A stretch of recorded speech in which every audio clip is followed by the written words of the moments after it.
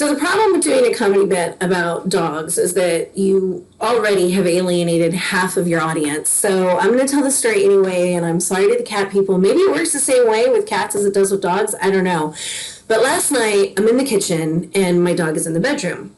He's hanging out on the bed, and I go to the fridge to get something to eat, and I notice that I've gotten to the first bite, like, into my mouth, and the dog hasn't noticed yet. Right? He always like comes in from the other room when I'm eating, just to beg for food. So he hasn't noticed yet, right?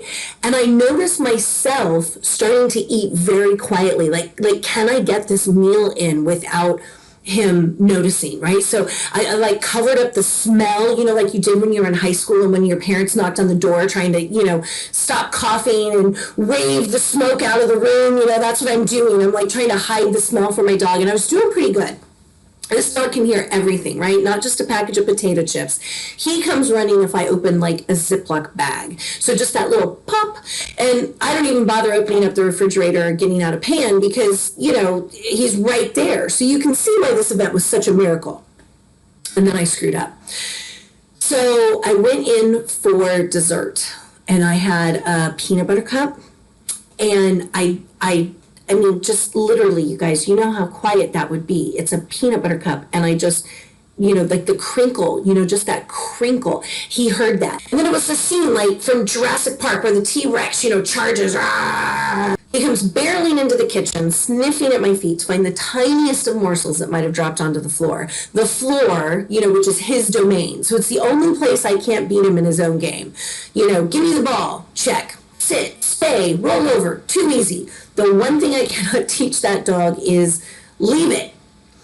Not because he couldn't learn to do it, but because it always comes out of my mouth as, ah, or stop it, or like, no.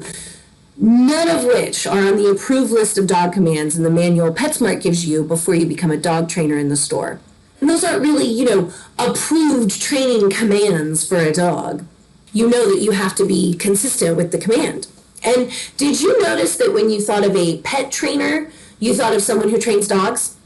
There's no iguana trainers, goldfish trainer, not a thing. Cat trainer? Nope. And I'm sure someone has tried to train a cat, and people out there will insist that they've taught their cat tricks, but it's not true. The cat is just mimicking you, like an octopus. It's true, octopi are very smart.